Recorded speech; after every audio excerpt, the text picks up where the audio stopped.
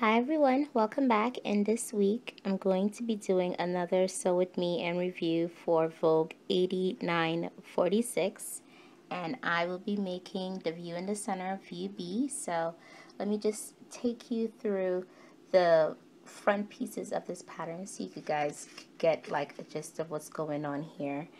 This is the top bodice piece, and the main detail is these pleats that are coming together to make the top of the bodice right here. And this is the lower front. These are the pleats. That is the detail, the design detail for right down here.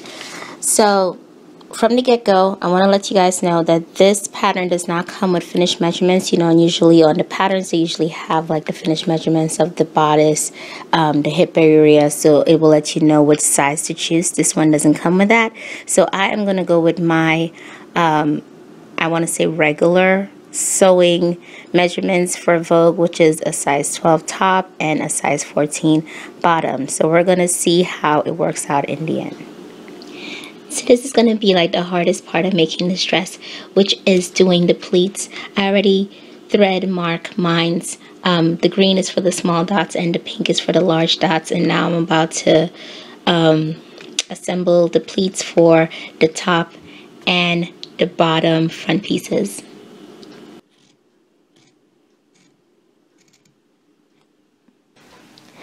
So I stitch this part here that needs to be seamed in. I did the basting, I ran the machine stitched, and I also stitch the neckline. This is the lower part of the front of the dress, and as you can see, I did the very same thing here too. So this is step 3, where I seamed the two pieces together, making a dart, and then I went on ahead and finished it with a serger. This is not part of the directions, but of course, you know, you want to finish everything to make everything neat as much as possible. And that would be this step right here. I did the same thing for the skirt also. So I've just completed seaming up the top of the dress to the bottom, and this is what it looks like. The hardest part of the dress is done, and it's time to work on the back. This is the back of the dress. There is no design features. There's only a dart on either side for shaping, and the back is not cut on the fold because of the shaping also. So I'm gonna go ahead and insert the dart and do some stay stitching on the neckline, and then seam up the shoulder and the sides.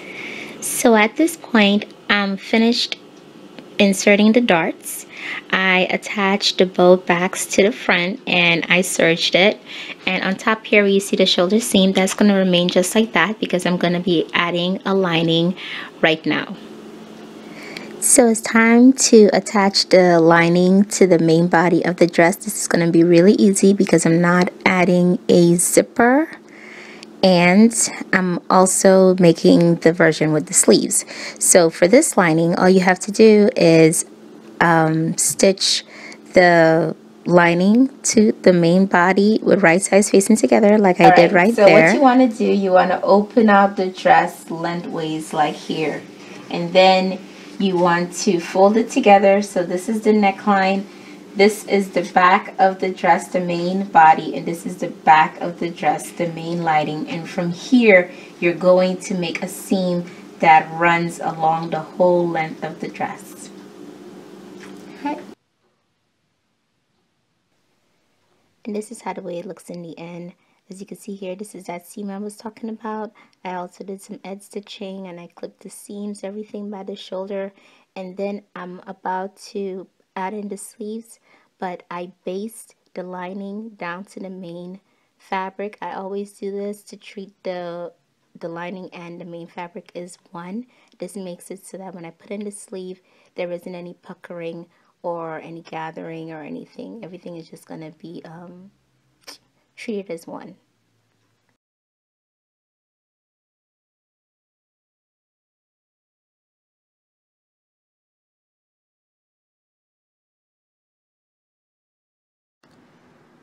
So one more thing before I show you the actual whole dress. These are French tacks.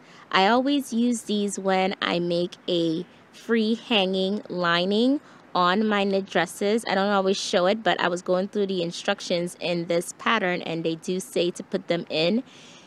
You really should make it a habit to use French tacks, because what happens is that it anchors the lining onto the dress. Knit linings tend to ride up, and this really prevents it from going up north when it needs to be, you know, just stable on your actual body. So I will link a video tutorial on how to do this, and let me show you the finished garment. And here it is, the finished garment. Let me get a little bit close so you guys can see it. That neckline comes like right on top of your collarbone. That's where it fits. The shoulders is really nice. The length is good. I'm 5'4" and it hits you by my knee. You'll be able to see that in the finished photos. The pleats is in a really nice place where it doesn't add any volume. Usually when the pleats are to the hip line, it adds volume, but this doesn't. It just looks like little ripples at the front of the dress when you put it on. And once again, you'll be able to see that also. Give you a close-up of the pleats on the bodice, and you see that asymmetric line right there.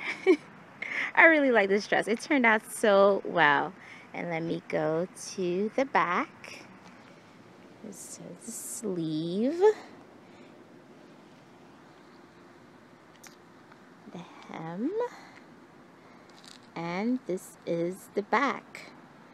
So I'm going to link a post that I did about how to do the darts and how to finish them so that it's really, really smooth like that. You can't even see the end points in the comment box of this video. And now I will show you guys the lining.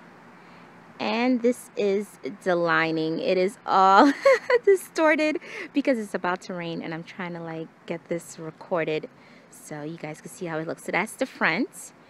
And this is the back right here. So let me show you guys the finished look right now.